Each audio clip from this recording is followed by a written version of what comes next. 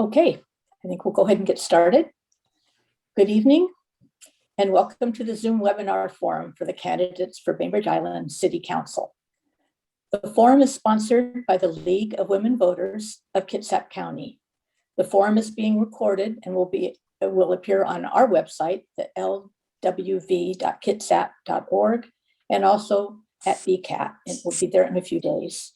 My name is Jackie Bailey, and I will be the moderator for tonight's event. The League of Women Voters is proud to be a nonpartisan organization, neither supporting nor opposing candidates or political parties. The League is celebrating our 100th anniversary, and we'd like to invite any of you age 16 and older to join our organization and help support our mission of empowering voters and defending democracy. When you registered for this forum, you were invited to send in questions. We've consolidated those, plus others the public has contributed, into the questions that I will ask of the BI City Council candidates. The candidates for BI City Council are as follows. For District 2, North Ward, Brenda Fantroy-Johnson and Chris Smith. For District 3, South Ward, John Quitslund and Kent Scott. For District 5, Central Ward, Clarence Moriwaki and Rasham. I said it wrong, didn't I? Rasham Nassar. And District 7, Joe Deets and Ron Peltier. Thank you, candidates, for stepping up to offer your skills and talents in service to our island. You deserve our respect. We ask that during this forum, you maintain civility with each other. Candidates, during tonight's forum, each of you will be given 90 seconds to make an opening statement. We will go in the order that your name appears on the ballot. Then I will begin the questions. Each of you in rotating order will have 60 seconds to respond. If you have answered the question, and only if you have time remaining, you may speak about a previous question or clarify a statement. If you run out of time, you are allowed to finish your sentence. Our timekeeper will maintain the countdown electronic clock. And at the conclusion of the Q&A, each of you will have 90 seconds for closing remarks. We will proceed with those in reverse order from how your name appears on the ballot. We'll now begin the opening statements. For District 2, North Ward, Brenda Fantroy-Johnson. Hi, thank you. I want to thank the League of Women Voters for allowing us to have this forum. My name is Brenda Fantroy-Johnson, and I'm running for the District 2 North Ward position that I currently hold. I was raised in Detroit. My mother taught me that even though we were poor, I could achieve anything if I believed and worked hard. I went through a lot of hard times, but she was right. Good education and hard work can open the door to opportunity.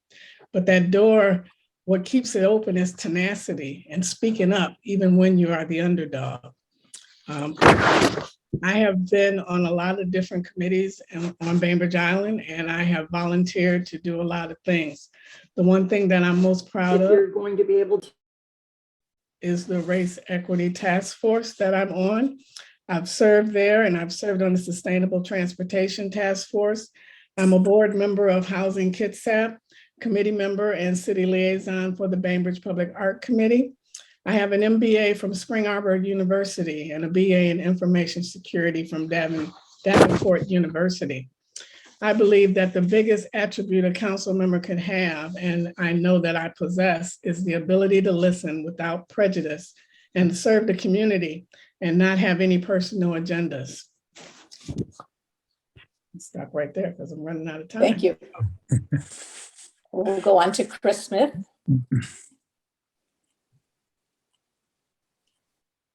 Who's not in attendance. Huh. He was here and he's off the screen now. I don't understand that. It seems like Chris lost the connection and we're trying to get him back. Okay, we'll go ahead to District 3 South Ward, John Quinceland. Hello, thank you, League of Women Voters. And I'm speaking to people I don't see and to my fellow candidates. My credentials are laid out in the voters pamphlet that many people have probably already seen. And so I will just comment very generally. I feel as well prepared as anyone can be for service on the Bainbridge Island City Council. I know the community well. I know its history. I'm acquainted with all sorts of people here, and I think I could talk with anyone on common ground. I served on the Planning Commission for 9 years, so I've worked with both city staff and council members and with many people who volunteer their time and their engagement with the issues that we all face. For much of my time on the Planning Commission, I felt that I didn't have the bandwidth to serve on the council. But by the end of 9 years, 9 years on the Planning Commission, I got tired of just making recommendations that got sidetracked and misunderstood at the council level. So I'm taking my chance and believe that I can do the job with distinction and help the council to work with all the other parts of the city government to accomplish a great deal. Thank you. Kent Scott? Yes, thank you for hosting this. My name is Kent Scott. I want to say that my professional work and civic engagement illustrate my style of working. I am patient and kind and compassionate. I always work to solve problems, dealing with issues with civil dialogue and compromise. My 40 years of professional experience is quite broad, from urban planning, civic design, multifamily housing, mixed-use housing, and affordable housing. These projects had conflicting needs, agendas, and regulations, but they also had, more importantly, real budgets and real outcomes. Bottom line is I have real-world experience. My work has not been theoretical and has not been analytical. And for 30 years, I have worked and committed myself to Bainbridge Island, being on the Design Review Board, the Open Space Commission, the Public Art Committee. I had been a consultant and volunteer to the Land Trust, board member for Squeaky Wheels, and attended countless task force meetings. But I've also seen change on Bainbridge: incorporation, Winslow Way improvements, Safeway construction, Linwood, and so much more. We have to align our comp plan with our land use. We have to preserve our water resources. We have to protect our natural environment, and we have to embrace a more diverse community, both economically and racially.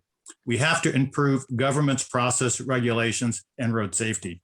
I look forward to working actively with you for problem solving and commit to contributing to an open and civil dialogue. Thank you. And now District 5, Central Ward, Clarence Moriwaki. Hi, I'm Clarence Moriwaki, and I love Bainbridge Island. I've been on this island for more than 20 years, serving in various community groups, including city-sponsored, the City Health, Housing, Human Services Council, the Salary Commission, Marge Williams, but most proudly involved with the Bainbridge Island Japanese American Exclusion Memorial, our only National Historic Site. Please go to my website, clarenceforbainbridge.us, to see a full listing of my community service. And because of that, back in 2017, the Chamber of Commerce honored me with the Citizen of the Year Award. It was a humbling, wonderful honor. Another thing most people don't know about me, I was on the Tukwila City Council back in the late 80s, and it was a tumultuous time, just like when this city was incorporated in 1990, because we took in parts of unincorporated King County that doubled our jurisdiction and tripled our population. We had to go through major zoning to make that work, so I understand land use. And because of this background, it's sort of like being a sheriff, a person coming into our police department, and you're a sheriff from Los Angeles, let's say, and you come into our city. Now, he doesn't know our codes, but he is familiar with law enforcement. I have a full record on Tukwila, on working on a city council. I understand how city councils work. I just need to know the different codes here. And I'd be proud to be a city council member, and I appreciate your support. Thank you. Rasham Nassar? Yes, thank you. Hi, and thank you to the Women League of Voters for hosting this really important event. And thank you to all the citizens who have logged in to join and who are witnessing and participating in the democratic process. Really nice to see so big of a turnout. Again, my name is Rasham Nassar, and I am a current city council member here at the city of Bainbridge Island. I'm also a mom of 2 small children. I have expertise in local land use codes and have used that knowledge to stop out-of-scale developments and protect groundwater resources as a city council member.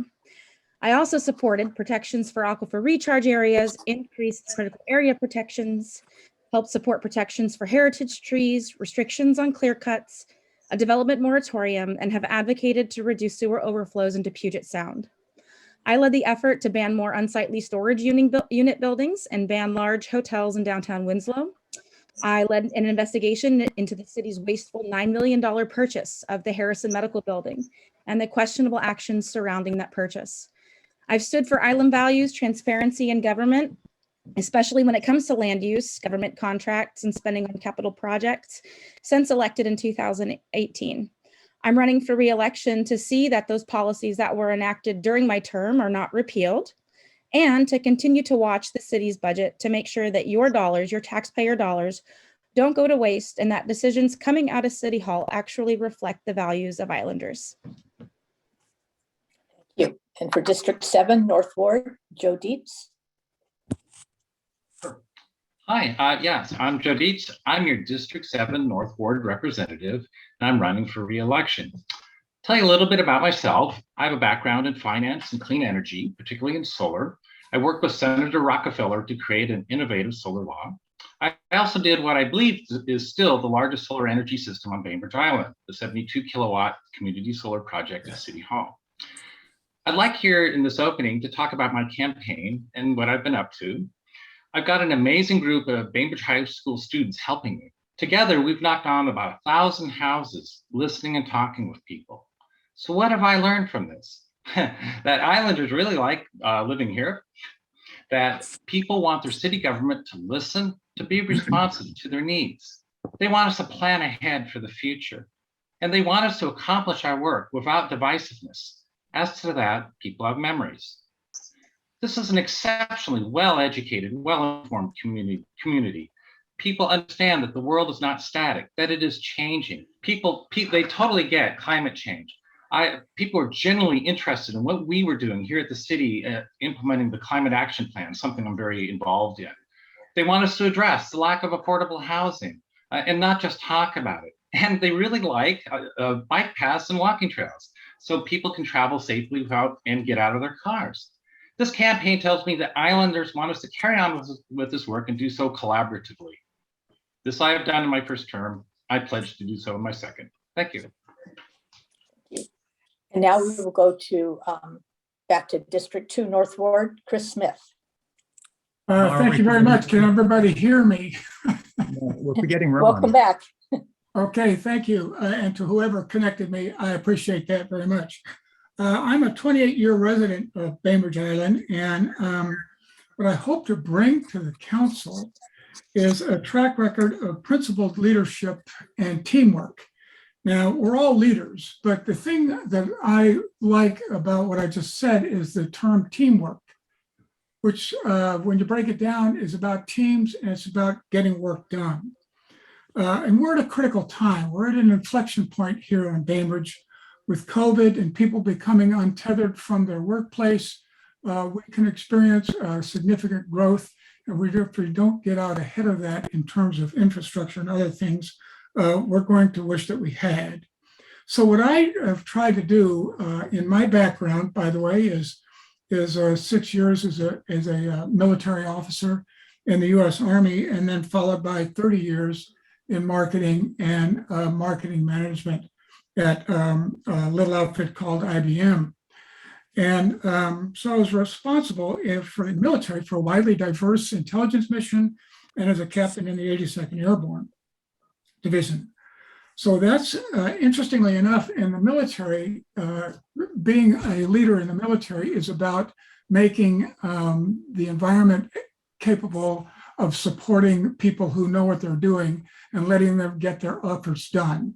Same thing is true at IBM, and that's what I want to bring to the council.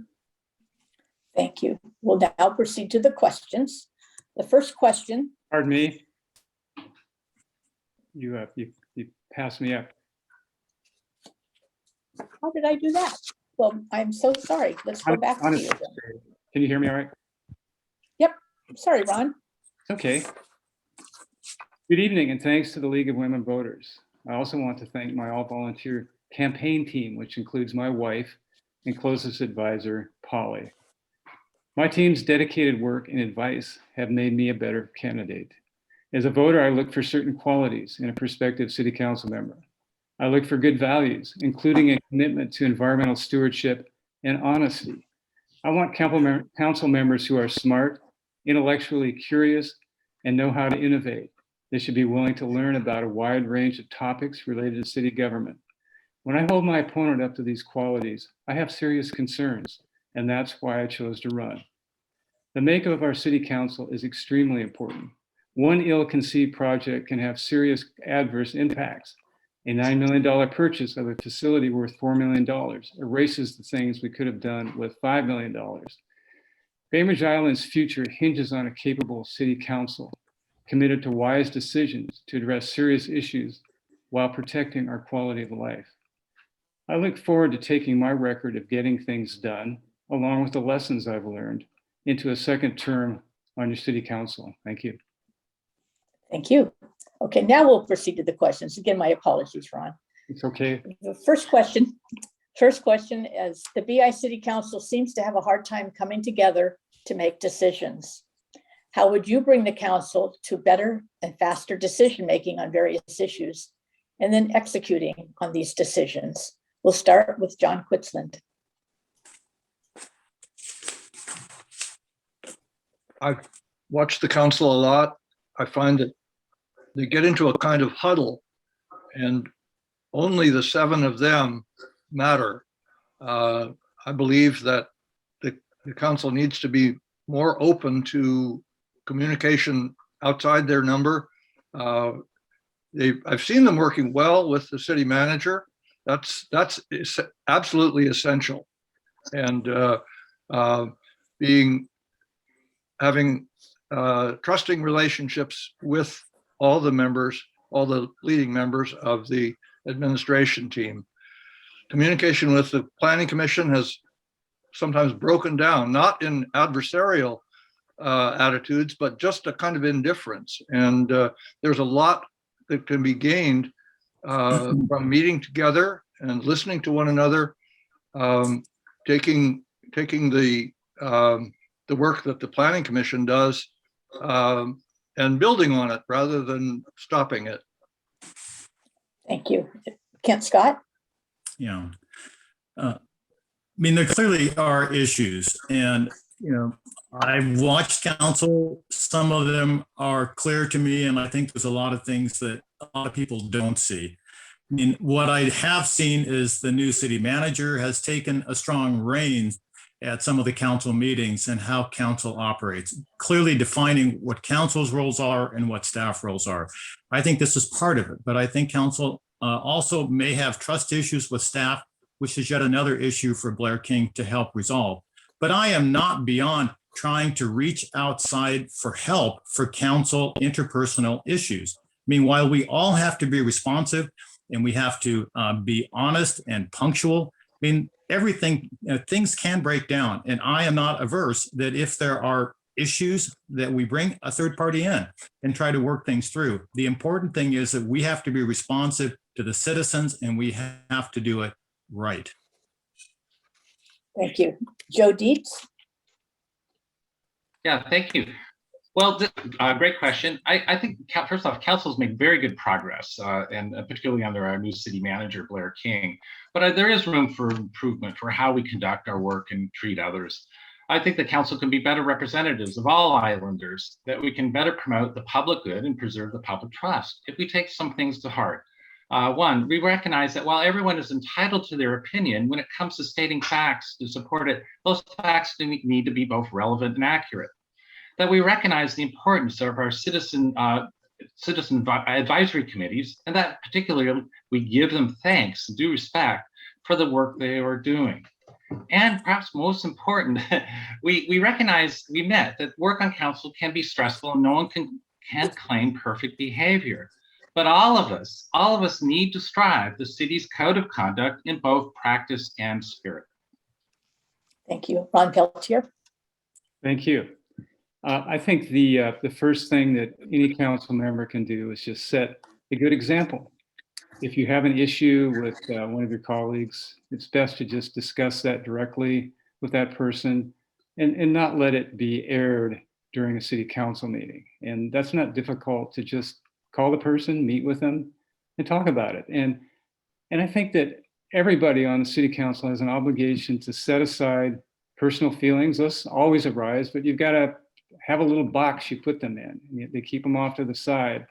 I didn't have the best relationship with one of the former city managers, but when I served as the deputy mayor, and even later, we actually did work together, and we knew how to set things aside and focus on what we needed to do, to be good servants to the public.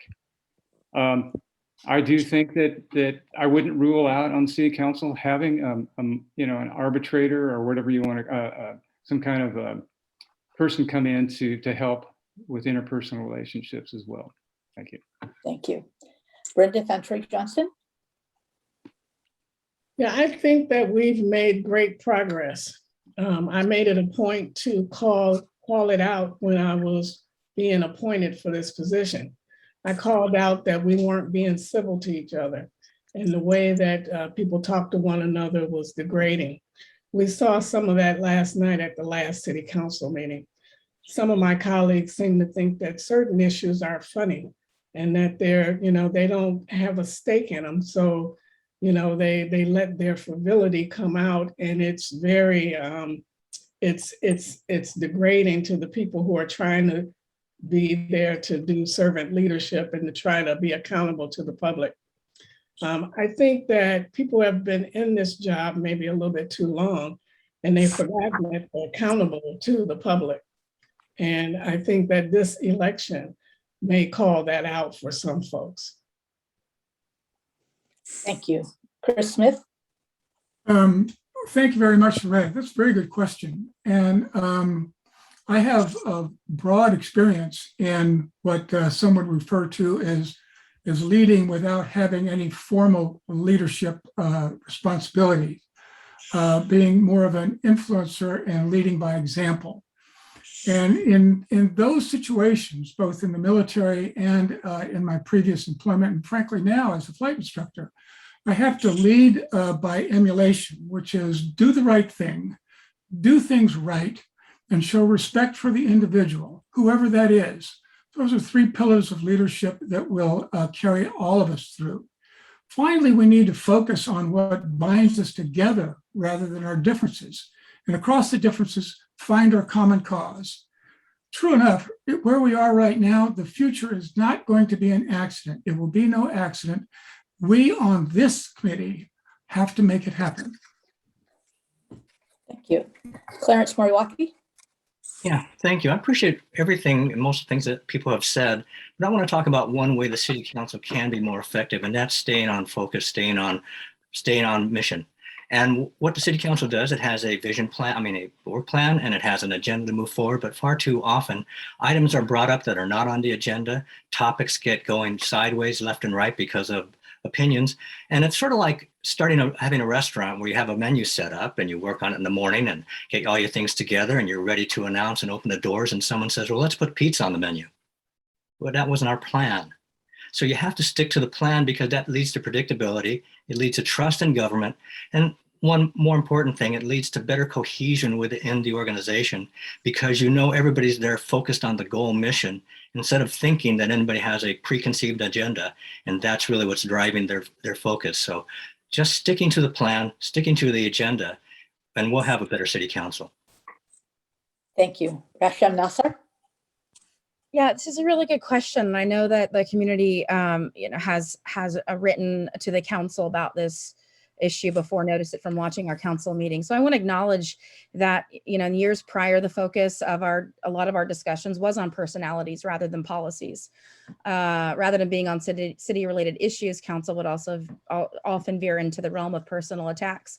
When I was appointed mayor in January of this year, my focus was on cleaning up our council meetings. And I did this by leading meetings consistent with our adopted rules of parliamentary procedure, which do not allow personal attacks from the dais, and also to encourage efficiency in discussions and debate. I think that we've greatly improved the decorum of our council meetings simply by holding all council members equally accountable to follow our adopted rules. I also think that professional objective leadership at City Hall in the city manager is imperative to model that level of professionalism for council members. And I do think that we can still improve upon promoting and supporting minority opinions and voices from the dais. Thank you. The second question. There are a number of county and regional boards, including Puget Sound Council of Government, which includes Snohomish, King, Pierce, and Kitsap counties, and also Kitsap County boards, including Transit, Health and Human Services, and Regional 911 Services. BI concerns are not always considered if we're not present at these meetings. Please discuss your interest and awareness of the boards and council and your feelings about participation in these county-wide offices. And we'll start with Rasham Nassar. Well, I think it's critical that the city of Bainbridge Island is represented in all county-wide boards and commissions. And as far as I know, the city council does so far appoint liaisons to most of the county boards, at least where we're invited to attend. And rather than have the mayor, because we don't have a traditional mayor form of government, attend those meetings, we assign those obligations out to council members that are interested in attending. The land use regional committee is a committee that I was really involved in. And one of the reasons why I'm so supportive of having the city represented at those committees is because really important decisions are made, whether it relates to emergency management or response, whether it relates to health and human services or land use planning. A lot of citizens don't know how to access those forums and don't know how to give public comment in those debates. So it's critical that council members attend those meetings, keep watch of the discussions that are happening, and then as often as they can liaise with the community about what discussions are being had at that level. Thank you. Clarence Moriwaki. I believe the Kitsap County Regional Coordinating Council is probably the most premier because it sets up and manages growth allocations from the Growth Management Act, and it has a big impact on the future of our community. But one that I think is going to be more important as we move in the future is the Kitsap County Health Board. And we should be more involved because we've lost the Swedish system on our island. I lost my doctor, he left island. And we're going to have more problems coordinating with COVID and the rest. So coordinating those resources, because we can't do it on Bainbridge Island, is going to take a regional effort. We're going to need a lot of help from our partners, from the county, and hopefully from the state also, to make sure that our health service needs are met. We have an aging population. Our population is 10 years higher on average than the state or the rest of the county. That's a further need. And I'm 65 now, so I'm also in that upper demographic, and I'm also looking forward to getting my booster. And get vaccinated, get those boosters too. Thank you. Chris Smith. Thank you for that. And Clarence, I'm also vaccinated, and I was the first guy in line for obvious reasons. So, but I'd like to participate in the Puget Sound Regional Council in terms of transportation, because we connect through that for a pretty narrow passage there with the Agate Passage Bridge. So how do we communicate or get on the transportation piece with that, with multimodal transportation, rolling transportation, and bicycle trails, and et cetera. The other thing I'd like to participate in is climate action in the Puget Sound, as well as with Kitsap County. And we can certainly be part of that. I think we're leading the charge in terms of climate action as a city, and I applaud the city for doing that. In addition to that, I think that we ought to be plugged into the shoreline management process that the Kitsap County is doing. Thank you. Brenda, Fantroy-Johnson. Yeah, just as was said before, we are assigned out to be on committees and boards. I'm on the Housing Kitsap board, and that is one of my interests. with affordable housing, and I get to weigh in for Bainbridge on those issues. I'm also a new member of a new committee, which is the first Puget Sound Regional Council Equity Advisory Committee, which is 20 members of the Kitsap, Snohomish, Pierce, and King County. So I'm looking forward to that, to weigh in on equity issues around the county. I've been involved with KETA, which is the Kitsap Economic Development Group, and they've put on workshops that I've attended, and the Puget Sound Region Council. I mean, I think that we're involved as a committee, as a council. We're weighing in for Bainbridge Island because we're representing our constituents. Thank you. Ron Peltier. Thank you, Jackie. I'm glad that this question was asked about the regional and county planning boards, because it's really important that we understand how our regional planning and the Growth Management Act is being administered.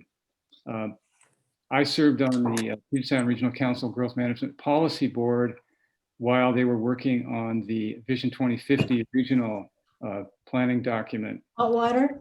Excuse me. I don't have any. I forgot to get any. Somebody's not muted. It's like our comp plan for the whole region. And I got to meet representatives from different places like Seattle City Council and so forth. I also served on the planning policy board of Kitsap Regional Coordinating Council. But it's really important that we understand how the policies that are adopted affect us. And some of the policies I propose are related to improved sewage treatment plants and stormwater facilities. Thank you. Joe Deets. Yeah, thank you. A great question. And like Brenda said, us council members, we sit on a lot of regional committees. I was trying to think of all the ones I'm on. I was just recently appointed to the Puget Sound Clean Air Agency Advisory Council. This is, Bainbridge often we bat above our weight. In this role, I'm representing not just Bainbridge, but all small cities in Kitsap, which includes Port Orchard and Bremerton and Poulsbo. Or not Bremerton, excuse me. So I've just been appointed to that. Also, I am, on the Kitsap 911 Commission, the Kitsap Emergency Management Committee, but also most importantly is the KRCC, the Kitsap Regional Coordinating Council. I'm the Bainbridge representative. So, and what does that do? That has been spoken, that's sort of our overarching council.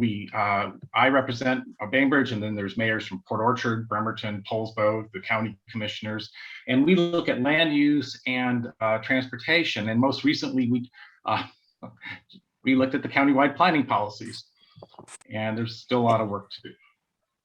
Thank you. Kent Scott. What interests me most is working on the transit committee with Kitsap County. And the reason is many. One, except for maybe Clarence, I've ridden across Agapas's Bridge on my bike, I could say hundreds of times. But all of us have all seen the incredible traffic and problems that occur on the island, coming on in the morning and going off in the afternoon. I mean, there are significant problems in coordination that needs to happen to reduce the amount of traffic and to improve the non-motorized access on and off island. I mean, we need sober solutions. I have to say, I'm not a fan of where I see the sustainable transportation plan going. We need solutions that will work so that people will actually use facilities. I mean, the regional context is super important. We just have to have realistic goals and outcomes. And I think being on the transit board should help the island be a better destination for making transit work. Thank you. John Quitslund.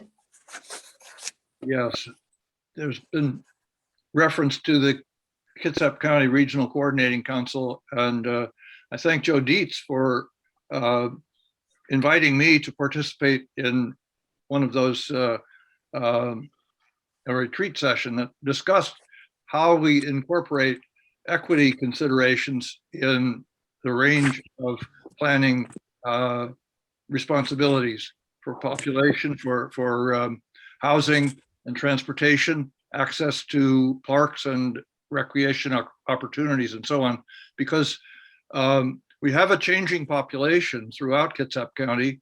Other other parts of the county have changed more rapidly, maybe more radically than Bainbridge has at this point. But we are part of Kitsap County, and we have a lot to learn. Also, the PSRC produced an enormous amount of planning and demographic analysis. That's something to take into account.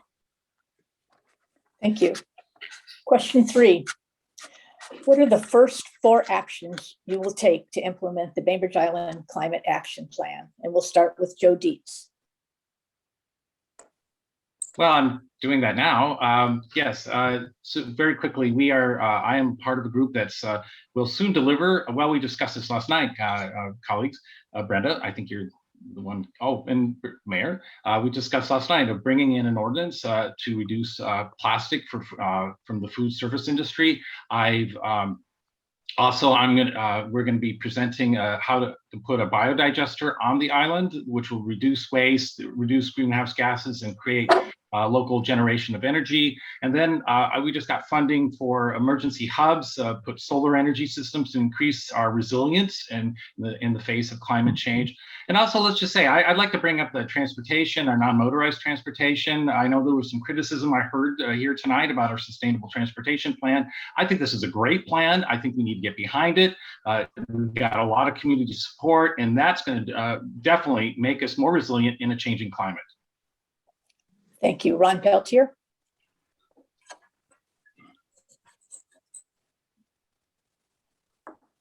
You're on mute. You need to unmute. There you go. I guess I was already unmuted. Thank you, Jackie. One of the first things we need to do is improve our forest management on the island. And to do that, one of the first steps is I would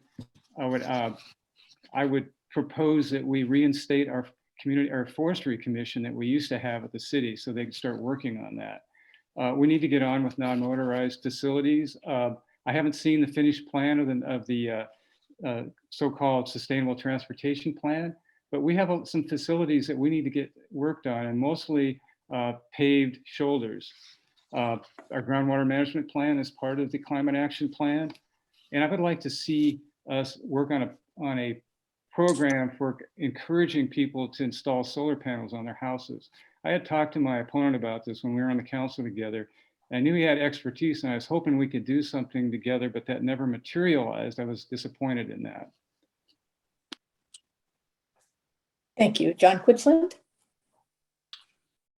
Well, the climate action plan is grounded in science, extraordinary work done by island residents who have really tried to understand our carbon budget, and the things that we have done have been mentioned. Waste management, including all the different, sort of building on our history with zero waste initiatives. That's important. Transportation planning, and also combining transportation planning with housing planning so that we can have an impact on the traffic, people commuting for work on Bainbridge Island from great distances. That's a burden on our whole system. So management of this shoreline management program is another piece of it that will eventually address sea level rise and adaptations to that. Thank you. Kent Scott. For me, what I need to see in the climate action plan is to understand what's cost effective, where the return on investment is for the island, putting money into things that we actually are saving carbon. You know, the issue is not so much about how much you drive, because it's about consumption. I mean, if you're making $150,000 a year, you're spending it. And if you're not driving, you're having service vehicles and delivery vehicles, and you're flying all over the place. I mean, I think there's some serious things to look at to be sure that we're attacking the problem in a meaningful way. I do not want to burden businesses with sustainable initiatives that compromise their business and have very little impact on the environment. I think we have to be very careful. you may know that there's 907 homes that will experience severe flooding in the next 30 years due to climate change. Land use is a significant issue dealing with climate change that the Climate Action Plan does not address. It needs to be broader, it needs to be meaningful, it needs to be cost effective. Thank you, Kent. Clarence, Moriwaki. Of all the ideas, and thank you, Kent, for bringing up bicycling, because that is a big part of my life too. So non-motorized transportation, alternative transportation that get us out of driving is going to be very important, not only for the environment, but just for the health of the community. And I think that's going to be even more accessible because of all these electric vehicles that people use, electric bicycles and such. It's going to make that more possible. One thing that hasn't been mentioned, but the Climate Action Plan really points us out, we can do everything we can, and I'm trying. I drive an electric car, but I'm part of the problem now because our largest single contributor to carbon in our community is Puget Sound Energy. And if Puget Sound Energy just went green, or even partially, we would drop dramatically. We would be at a level like Seattle or Tacoma with their electrical systems. So that's out of control, but that's something that we really got to work with them to stop because that's our biggest contributor to our climate change and our climate load. Okay, thank you. Brenda, Fantroy-Johnson. Yeah, I think we're doing a great job. We funded the Climate Action Plan, and we're our role is laid out in that. The facilities that we're building for sustainable transportation will also help with this. We're also working with the businesses so that, we're not trying to put any undue pressure on them. We're going to be a leader as far as this goes with the plastics. We're working as a team with the businesses and the council to try to make sure that what we're doing is sustainable for the businesses and our constituents alike. So I think that Bainbridge is on the right path. The Climate Action Plan also has a climate adaptation tool in it that will look at projects to determine whether or not they will be climate impacting or whether we should not even go through with them. And it also has an equity component to it to look at the same thing. So I think we're on top of all of this as far as more so than other cities. So I think we're leading the way. Rasham, Nassar.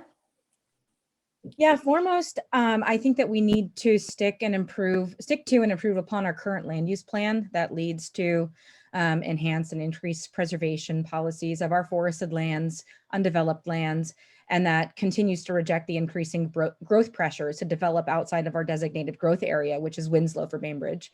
For example, I support the transfer of development rights program which would take development rights from the rural parts of the island to Winslow, where housing is near transit and services where the need for cars is less. I was also closely involved in helping support funding in the budget for the groundwater management plan, and I'm proud to say that that work is now underway. But funding for implementation of the Climate Action Plan is going to be key. So for me, it's an exercise in smart budgeting, making sure that when we take on a plan, we have thought through the funding mechanisms to implement that plan. And for that, I would look to the guidance of our new climate adaptation officer and the city manager to help us identify where we can invest that's going to yield the greatest return on our investment in terms of helping us meet our goal of reducing carbon emissions 90% by 2040. Thank you. And Chris Smith. Thank you for that.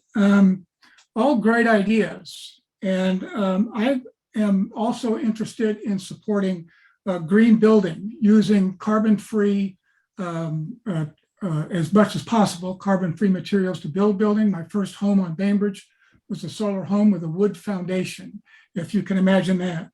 The other thing I'm interested in is shoreline stabilization, and we should join with Kitsap County to make sure that we can make that happen. Finally, we should look at the neighborhood greenways to make sure that there's an organization that can integrate bicycle and motorized traffic so that we can integrate that safely. And finally, we need to increase the bandwidth on Bainbridge Island so that we can get people off the roads and online, supporting all the different communities through 5G and fiber communications. Thank you. Okay, the next question kind of builds on the last.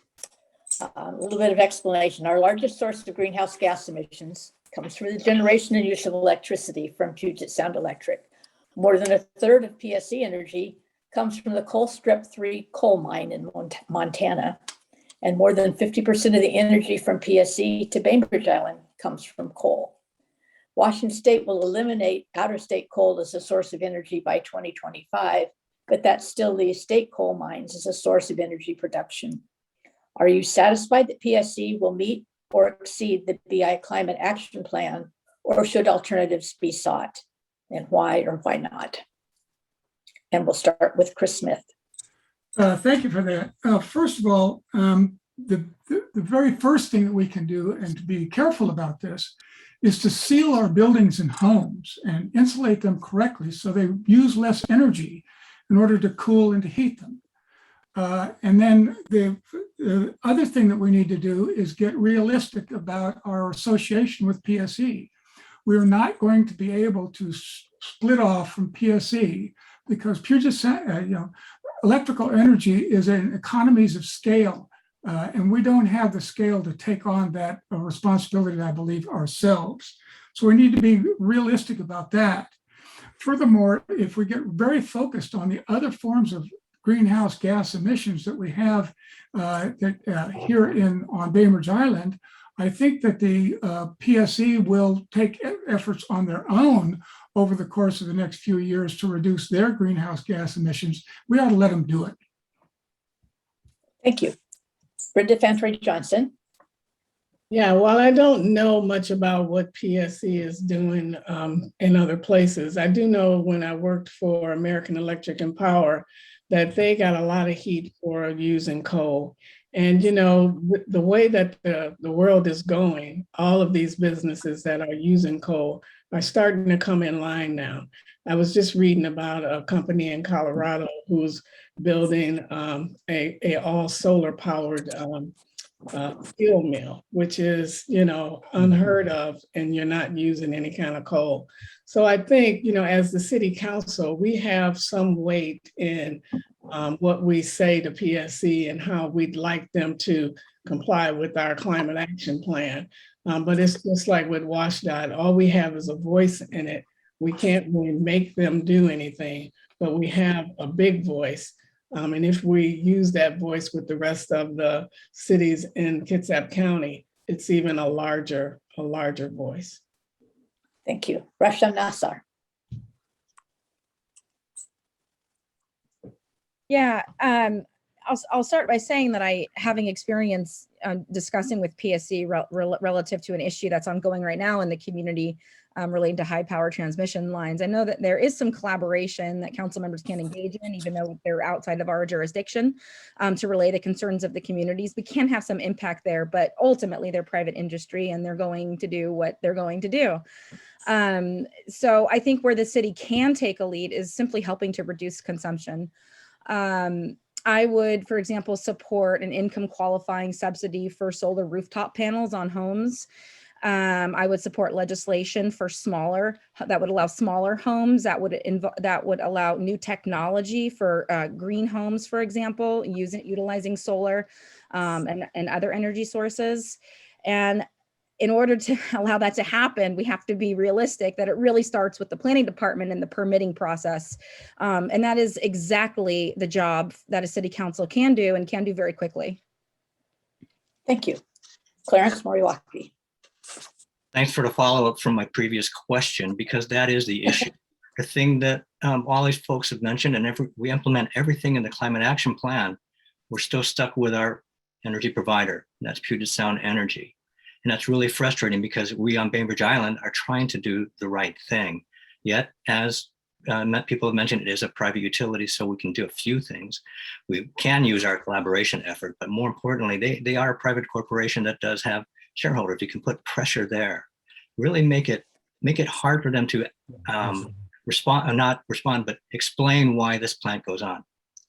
And I think public pressure has a lot of power. It can really force corporations. We've seen this all the time with boycotts and all these other issues. So I think that is possibly a way to make them change their ways so we can have a greener island here on Bainbridge Island. Thank you. Ron Peltier. Well, Thank you. Yes. One of the first things that I would propose on city council is that we get a lobbyist to go to the state legislature, because a lot of this stuff is happening at the state level. And if we were to send a lobbyist that had the weight of the city behind them, we might be able to have some influence. I know we have local legislators that care about our issues, but I think we need our own lobbyist. I like the idea of more solar on Bainbridge Island, and my opponent knows a lot about this, but when an intern came to us and wanted to work on community solar, Joe took him under his wing, and that's the last I ever heard of that.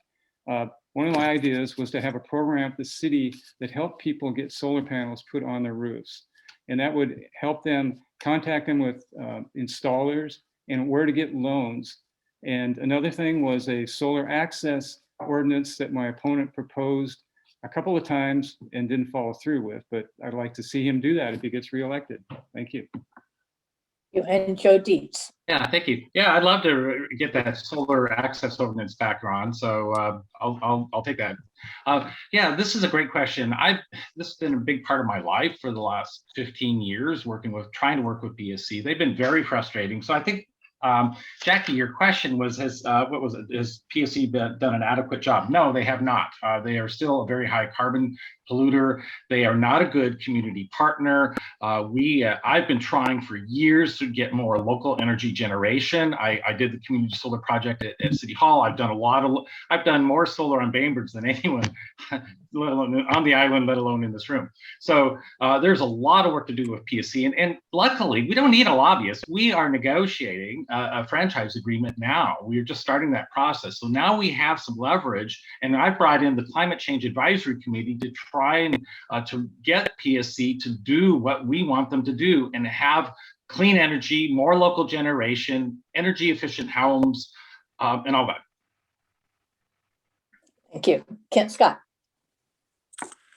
I am thankful for what the state has done to mandate how PSC and other power suppliers generate their power. I don't know how much of an island issue what PSC does is. In other words, how much we can affect. What is important to point out is 10 years ago, if you all remember Repower Bainbridge, and that was a hugely successful initiative where people were able to buy updated appliances and insulate their homes, which had a dramatic effect on energy consumption. We can do things that are on the ground that make a difference for people who live here. PSC, I don't know. Another really critical thing that we can't take our eyes off is just the notion of climate change on our island, with a 40% reduction in infiltration and the loss of woodlands and the fire danger that exists. I mean, there's so many things here that we have to deal with. PSC is important, I agree, but I think council should focus on things that are of dire importance to islanders in the near future. Thank you. And John Quitslund. Yes, I think we may have to wait for the federal government to clamp down more on coal-generated power. But at the state level, as Kent said, that's another important lever that we don't have, but that we can rely on and or deal with.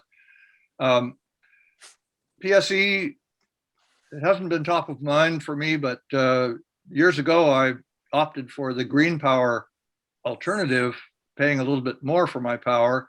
I understand that that's been a bit of a smoke and mirrors operation on PSE's part, but that is a choice that I made, and I think businesses have done the same. It's important to conserve. It's important to insulate and do everything you can to reduce the draw. So. Okay, thank you. We'll move to question 5. The comprehensive plan adopted 4 years ago said that road safety was a large and growing problem. Is this still an issue? The city of Seattle has set speed limits of 25 miles an hour on arterial roads. Should Kobe investigate island-wide speed limit reductions to both increase pedestrian and cycling safety and as a means of reducing gas emissions? And we'll start with Kent Scott. Well, it's really good what Seattle did, but if you know what the mayor of Paris recently did, she said, hey, 30 kilometers per hour, which is 18 miles an hour. I mean, we have a problem not just with the speed limits, it's way greater. For example, how many roads on the island go from 25 to 30 to 35 to 30 to 25? You talk to the police chiefs, and I have over the years, and they say, how can I enforce something where the speed limits are so varied? I mean, we have to have a consistent speed limit on arterials and neighborhood residential roads. We also have to do enforcement. You know, if 20% of people driving are exceeding the speed limit by 10 miles an hour, I think that's a heyday for the police department and for the city. That's a boatload of money. I mean, people are deterred from riding their bicycles and walking, not so much because of real safety issues, but because of perceived safety issues. We have to attack this in a very meaningful way, and it's cheap to reduce the speed limits and also to enforce speeds. We have to make cycling and walking safer. Thank you. John Quitslund. This is a problem with people who can't get where they want to go fast enough. I've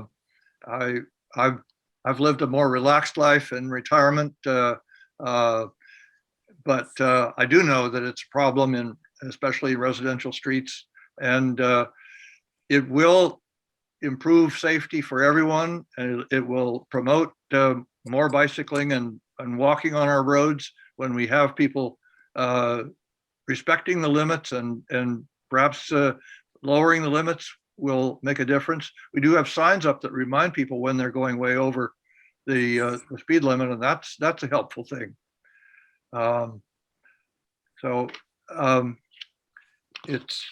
It has a place in our planning, our sustainable transportation planning, certainly. Proper speed limits. Thank you. Ron Peltier. Thank you, Jackie. I've been an advocate for establishing non-motorized levels of service for our roads. They are described in the island-wide transportation plan, but they're not part of the traffic concurrency we have for new development. And traffic concurrency is a requirement to get a new subdivision approved.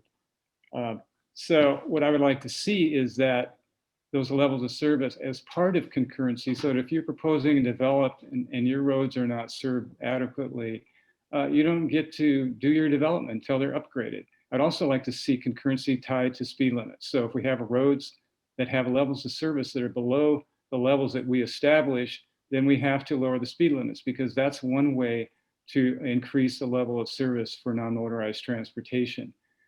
There's resistance to this, and I noticed what I'm hearing is the Sustainable Transportation Plan hasn't incorporated non-motorized levels of service. They have something called levels of comfort, and I think that's a mistake. We need something with non-motorized that's connected to traffic concurrency for new development.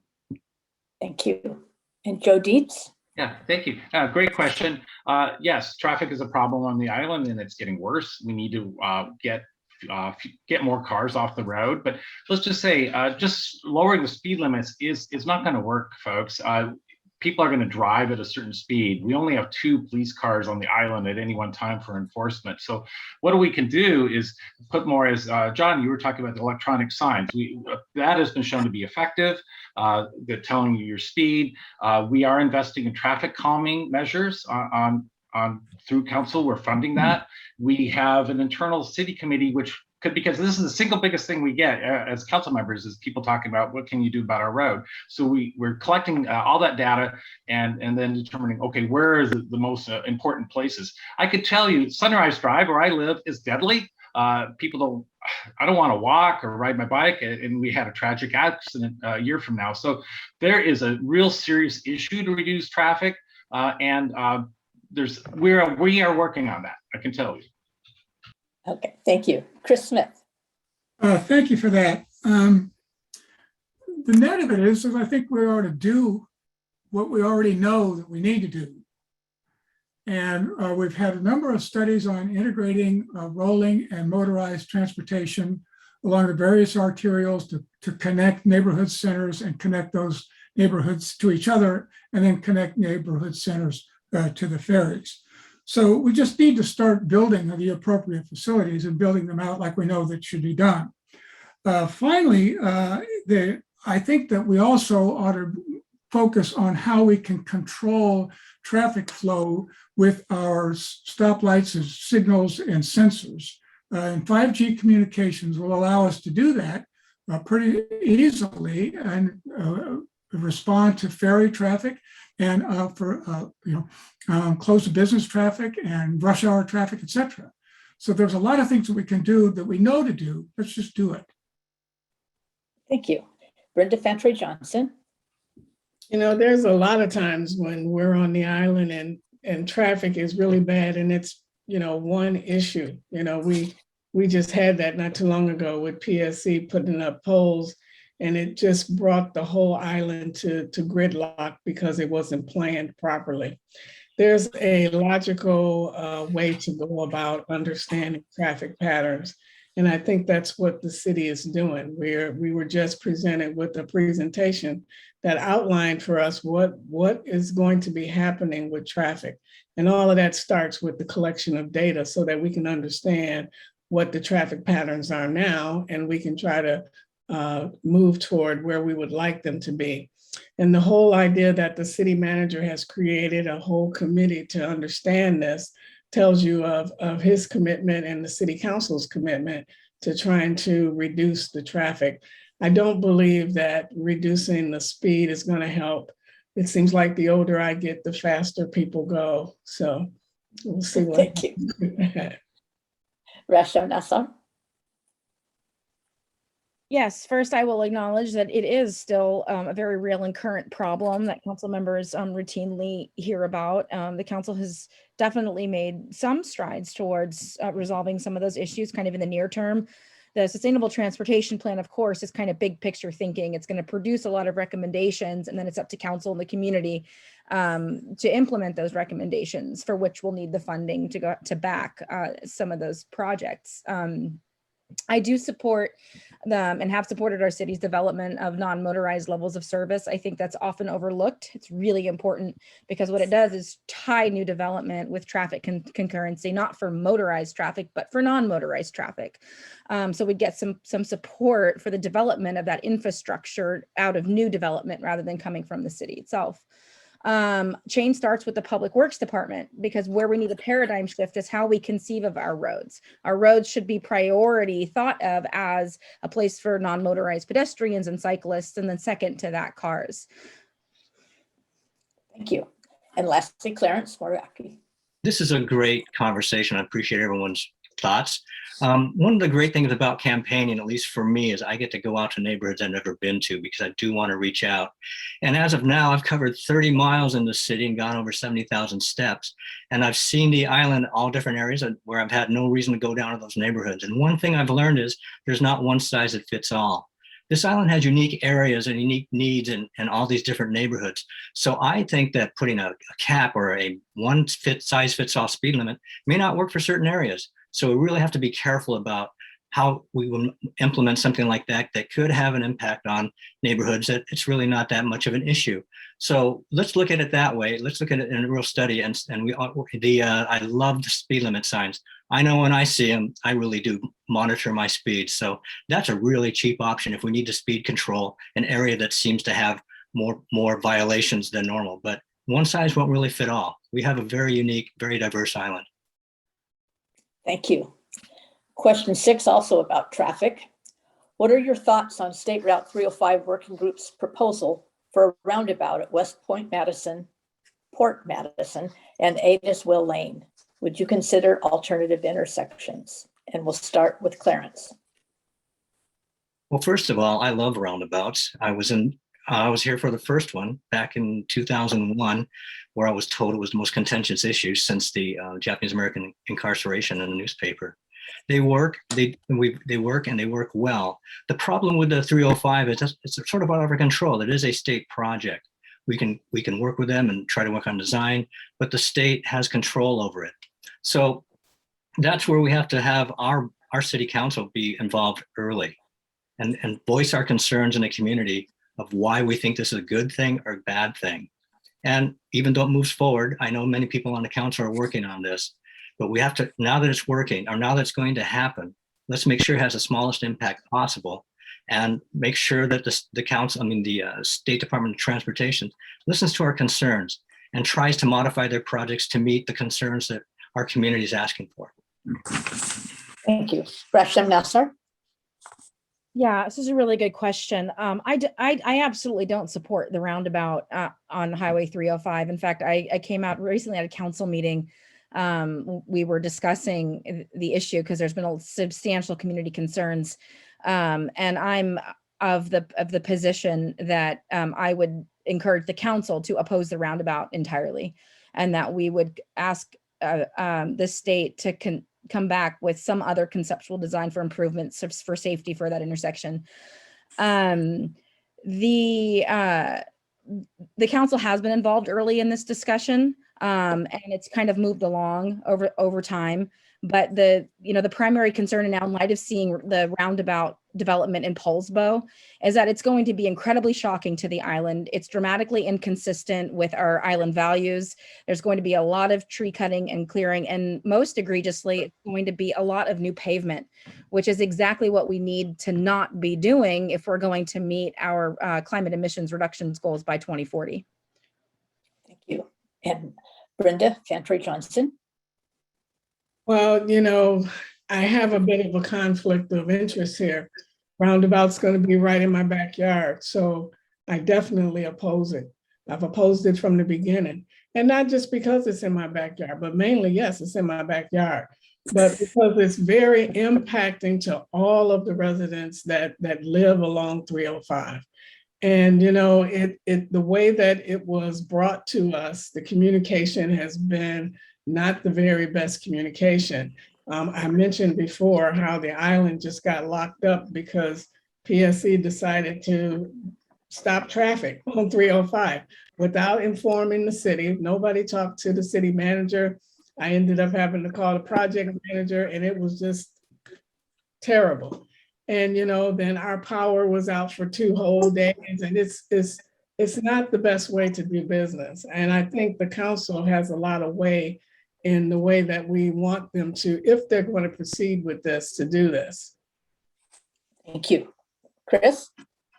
Well, I agree that the communication that was brought to Bainbridge Island was really lacking, and there is really no excuse for that. And I also think that wonder if it's really in our control. I question the need for the roundabout, let alone the size of that project. I mean, it's just enormous, and it was begun, frankly, without a lot of people, at least that I know, knowing about it. And what that leads me to believe is a concern that our state offices and these people, do they really care about talking to us on Bainbridge Island? And if they do, they don't show it. So perhaps we ought to be having more of a liaison or more of a lobbyist, if you will, bringing our interests to the state. Thank you. Joe Deets? Yeah, thank you. Great question. Well, we don't need a lobbyist or anything because there is a SR 305 working group that's been in operation way before my time on council. It originated when $36 million was allocated by the state to improve traffic flow on 305. First, let's just admit, I haven't heard this in this group, but we have a traffic problem on 305. Every morning, we have back-to-back cars coming to the island. Every afternoon, it's the other way going around. We have to reduce the amount of traffic on the island. The best way right now, outside of anything, is the roundabouts. But I want to see alternatives. But really, roundabouts have been proven to be the most efficient way as far as safety and traffic flow. But most importantly right now is just reduce the number of cars on the road through affordable housing, through public transit. And I'm fighting for the rights of the right-of-way workers. As Brenda, I've been working very hard on that to ensure the people who are affected by the right-of-way get what they deserve. Thank you. Ron Peltier? Thank you, Jackie. Well, it's pretty unrealistic to expect that we're going to reduce traffic on 305. They're building huge subdivisions up by Johnson Road, which is why they had to do the roundabout at Johnson Road, so they'd have traffic concurrency to support that development. The planning for these roundabouts has been going on for several years, and there have been workshops on the island, more than one workshop. And I guess it just shows that people don't pay attention to stuff until the bulldozers actually show up. So one of the alternatives to having these roundabouts is to have 4-lane highways, which are some of our friends in North Kitsap really wanted, but we got roundabouts instead. So there has been a process going on here that people aren't aware of. My advice to the city council members has been to see how you can mitigate this construction of these. If you have to have a wall built to protect a tree or whatever, to fine tune these designs, but you're not going to get washed out to just say, no, we're not going to do roundabouts. It's not going to happen. It's too late in the planning process. So just so you know that. Thank you. John Quitslund. The first I heard about the roundabout in Brenda Fantroy-Johnson's immediate neighborhood was from her in a campaign event. I'm still bewildered. I don't know exactly what the rationale would be for that location. I did participate in the discussion of the roundabout where Day Road comes in. And that was not going to work for environmental reasons and because of impact on land trust, conservancy land, and so on. But the alternative to that, I can't imagine it working. So I don't know.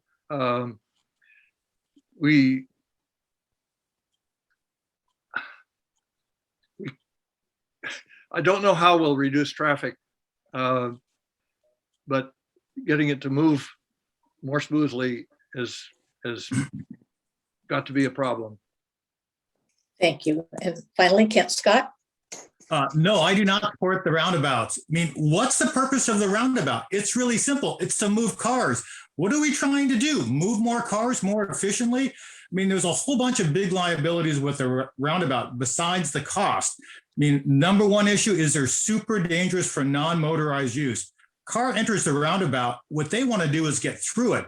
They no longer have to stop or even look very adequately for non-motorized users trying to cross the roundabout. I mean, it's a nutty thing. If we're making it easier for driving and we're making it more dangerous for non-motorized, both those are non-starters. The other thing that was mentioned was how crazy it is, the construction impacts. Do we really want to do this? I met with WashDOT and I said, hey, could you slow the speed down on 305 and achieve the same throughput, the same number of vehicles? And they said, yes, 35 miles an hour would do the same thing as spending $39 million on roundabouts. Did they do it? No. I mean, I'm not supportive of this. I say fire all your landscape contractors so they don't come on island, so we reduce the traffic. Thank you. We have a lot more questions, but we have not a lot more time. So I'm going to have to scuttle the last ones and we'll have to go to our closing statements of 90 seconds from each candidate in reverse order from the ballot. We'll start with Rasham Nassar.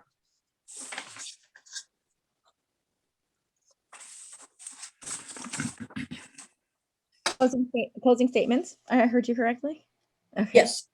Okay, so well, thank you so much for this evening, and thanks for all who've sat through and listened to candidate responses to the questions. I'll just keep this as brief as I possibly can. I want to serve another term on the city council because I have the experience to serve on the city council, such that I don't need to learn the job. I know how to question, how to research, how to listen and engage with constituents on local issues of importance. I have a good working relationship with the new city manager, and I'm just now beginning to make the changes at City Hall I was elected to make in 2018. I have a land use background, which actually gives me an advantage over my opponent on the largest area of council work.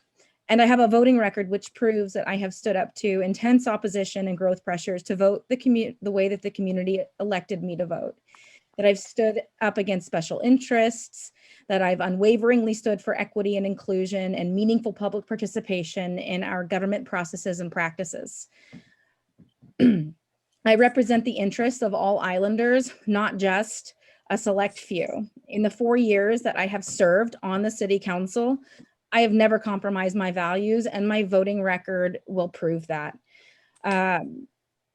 I really want to run for another 4 years. I want to serve on the city council for the reasons I've stated. I ask voters to help support me, standing for the island for another 4. There's Moriwaki. Thank you. I'm surprised the Harrison Hospital thing didn't come up, but It when did. I'm It was wrong- one of the questions, but I couldn't answer it.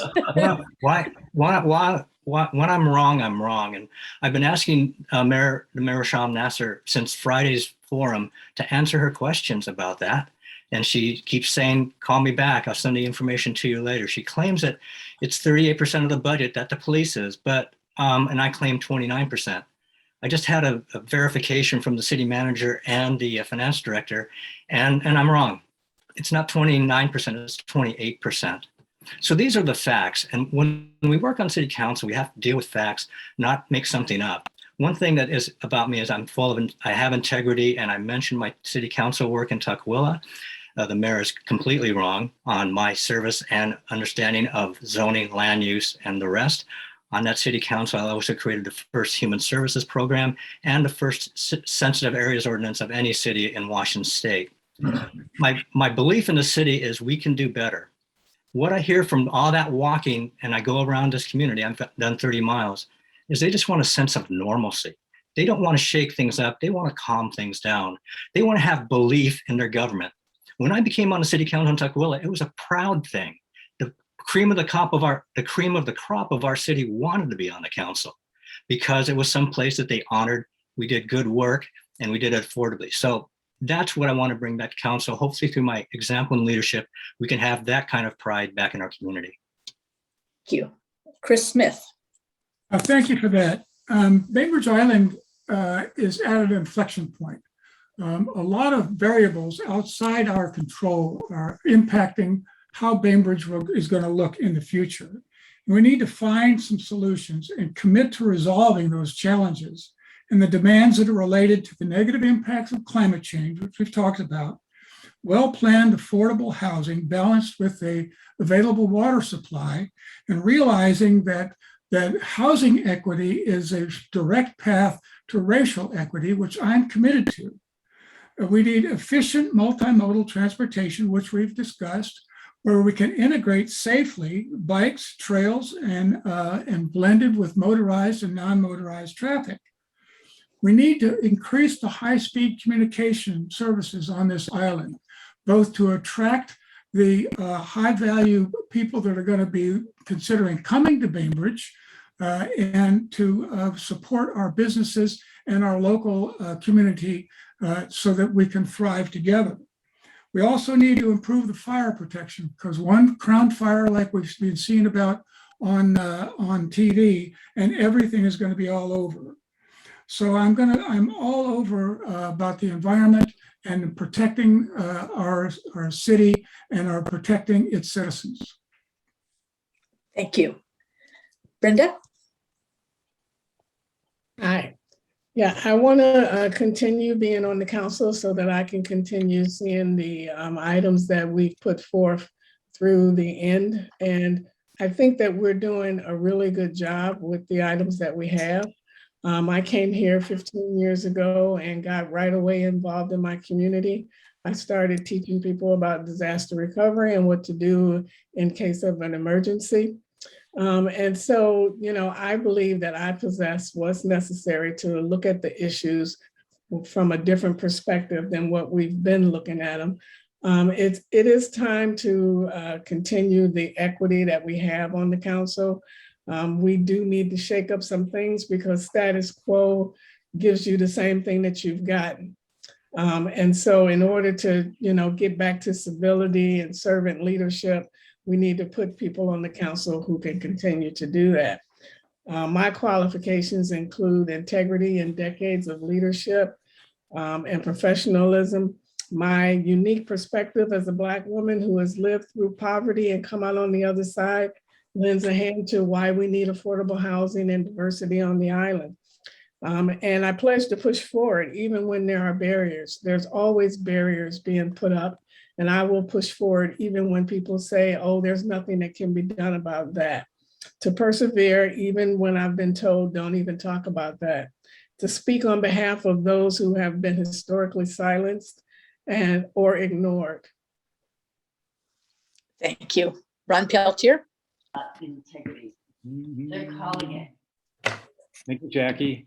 Between 1993 and 2016, I traveled on 13 cedar canoe trips with the tribes from Washington and Canada as a photographer and a member of the Squamish canoe family. It was a profound learning experience that transformed my understanding of what it means to be a human being. Among other things, I learned that being white in and of itself doesn't make me any better than someone else. In 2016, I was immersed in another transformative experience called City Council. As a council member, I demonstrated an ability to collaborate with others to get things done, including important new protections for trees and native vegetation, a new land use review process, and a special day to honor Indigenous people. I also learned some valuable lessons. I learned that as an elected official, the things you say and do carry extra weight, that it's not enough to be honest, to be right, or even to be ethical.